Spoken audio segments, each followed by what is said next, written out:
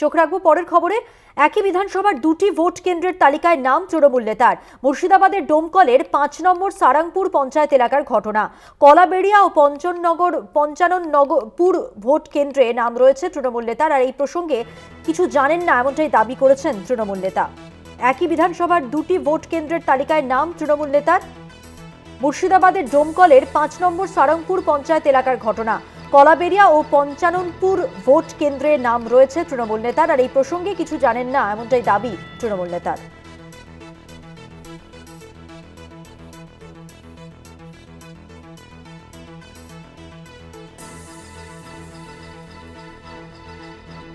একই বিধানসভার দুটি ভোট কেন্দ্রের তালিকায় নাম তৃণমূল নেতার।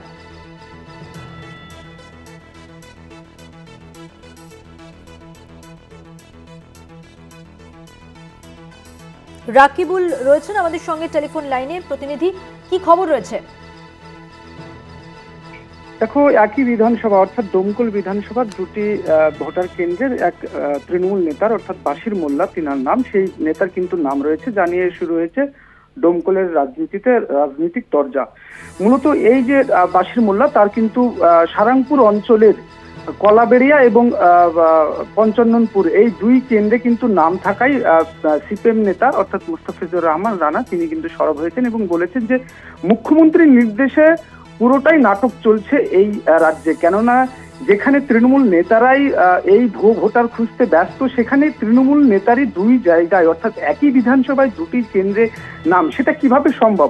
যদিও এই ঘটনায় বাশির মোল্লা তিনি কিন্তু একেবারেই বিজেপির চক্রান্ত এবং নির্বাচন কমিশন দায়ী এমনটাই কিন্তু অভিযোগ করছেন তিনি যেটা জানাচ্ছেন যে এই ধরনের কর্মকাণ্ডের জন্যই আমাদের নেত্রী মুখ্যমন্ত্রী মমতা বন্দ্যোপাধ্যায় তিনি কিন্তু সরব হয়েছেন এবং এই বিজেপির চক্রান্তকে ধুয়ে মুছে সাফ করতে আগামী বিধানসভা নির্বাচনের আগেই কিন্তু ভোটার যে তালিকা রয়েছে সেই তালিকায় কিন্তু সংশোধনী আনতেই এই পদক্ষেপ গ্রহণ করা হয়েছে। তার পরিপ্রেক্ষিতে আমরাও কিন্তু মাঠে নেমেছি এবং এই বিজেপির চক্রান্তকে ফাঁস করতে চাইছি। মূলত আমার যে ভোটার কার্ড রয়েছে অর্থাৎ বাশির মোল্লা যেটা জানিয়েছে আমার দুটো জায়গায় ভোটার কার্ড রয়েছে এবং নাম রয়েছে, সেটা আমারই অজানা, আমারই জানা ছিল না। তাহলে এতদিন নির্বাচন কমিশন তারা কি করলো, কেন আমার দুটো জায়গার নাম থাকবে? এ নিয়েও কিন্তু তিনি পাল্টা অভিযোগ করছেন বিজেপির বিরুদ্ধে এবং নির্বাচন কমিশনের বিরুদ্ধে। তিনি যেটা জানাচ্ছেন যে তারা বিজেপির চক্রান্তই সবকিছু ঘটছে, এমনটাই কিন্তু বাশির মোল্লা জানিয়েছেন। ধন্যবাদ। কথা বললাম প্রতিনিধি রাকিবুল ইসলামের সঙ্গে। একই বিধানসভায় দুটি ভোট কেন্দ্রের তালিকায় নাম তৃণমূল নেতার, আর এই নিয়েই শুরু হয়েছে রাজনৈতিক তরজা।